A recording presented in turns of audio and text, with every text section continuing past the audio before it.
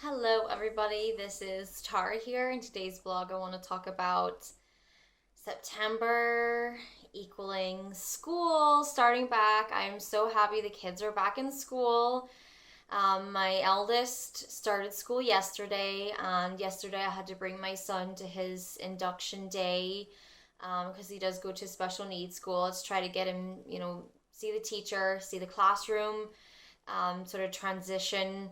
Um, into his new class, which is hard because children with autism expect the same routine, the same things over and over. So he thought he was going to go see his old teacher, go to his old classroom, which wasn't the case. So he was a bit upset. Yesterday he was stimming really bad, so it's hard, but he will get used to it. Like he got used to going to school last year. So I'm just today, I'm so excited. Luckily he goes on the same bus with the same bus driver, so he was happy to see him and the helper. So he was excited to get on the bus. It's just going to the school part he's not a bit happy about because he kept saying his teacher's name from last year. I see Mrs. From last year. So that's it's a bit hard, but he will get used to it. So I'm just so like the house is quiet. I've had a very difficult summer. Tristan is a handful. He's very hard when he doesn't have that structure. He's, especially the last 2 weeks, it's been very trying for me. And I'm sure for him as well. I know he doesn't want to act that way. It's just very difficult. He's still not speaking like he should, for a child of his age. So he gets very frustrated. It's like he wants to try and talk more, but the more he tries to speak, the more I don't understand him. So it has been getting quite worse, with the tantrums, but I know it's not his fault. I get frustrated when I'm trying to talk to someone and they don't understand what I'm saying. So, and he was off the last 3 weeks of school. So he's actually been off longer than most kids because he was very sick. He had pneumonia. He was actually hospitalized for a week.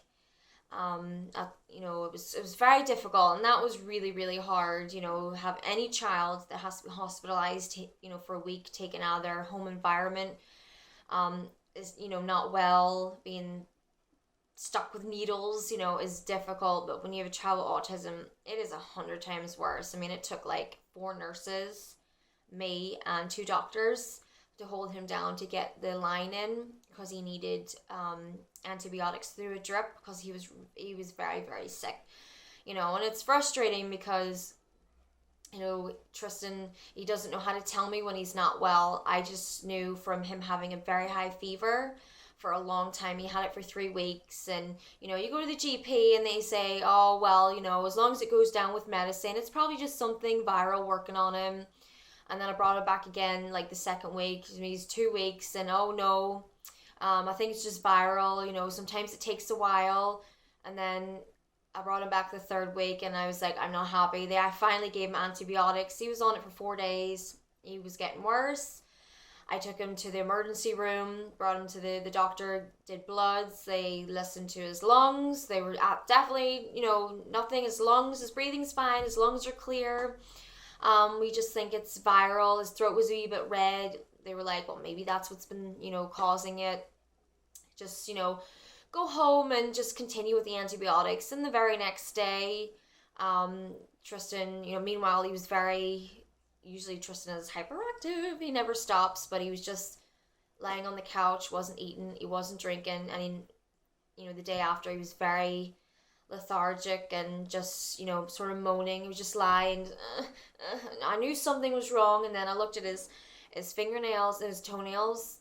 They were actually blue, so I actually panicked. I almost ordered an ambulance, or not ordered, I almost phoned an ambulance for him because obviously that means there's trouble breathing. But was able to get a taxi, took him down, listened to his chest. They're like, we don't understand. His oxygen with his thing was down, but his chest was clear. They're like, we don't understand. So they, only because he had autism, they said because of the fever for 3 weeks, that they were just gonna keep him in. But the doctor was like, but he's got autism. We don't want to upset him. And he goes, well, we're gonna do one last thing. We're gonna give him a chest X-ray did the x-ray, waited about half an hour, and the doctor goes, well, good news and bad news, but we'll know why he's had a fever for 3 weeks. But the bad news is, come on and I'll show you. I went, oh, okay. So he brought me to the screen and it showed me the child's x-ray. So see all this here on this left side of his lung, he's got pneumonia. And it's quite bad. He needs to be hospitalized, and he says we need to make sure that he doesn't have scarring in the lung. So, didn't I panic? And I got really angry. Said to the doctor, I was here yesterday. I was told yesterday there was nothing wrong with my son, and today I brought him back because obviously he couldn't breathe. He had a hard time breathing, and all the doctors, oh, he's fine. There's nothing wrong with him. It's viral. So he was in. It was a week, very difficult. I had no sleep for the full week. It was very difficult, but the doctors were good. Told him he had autism, no problem. But he missed the last 3 weeks of school, so he's been off longer than most kids. So I'm just, this mommy needs this. I am tired. Look at the big bags under my eyes. I mean, I actually have concealer, foundation over these eyes, and look at that. Look at the bags under these eyes. When you have a child with autism, you don't sleep. They don't sleep. You don't sleep. I look horrendous. I'm wow, they're not even bags. They're just oh. So I am just oh, it's quiet, Plus they have fun in school anyway. So that is just my blog for today. Signing out. Kids back in school. Yay!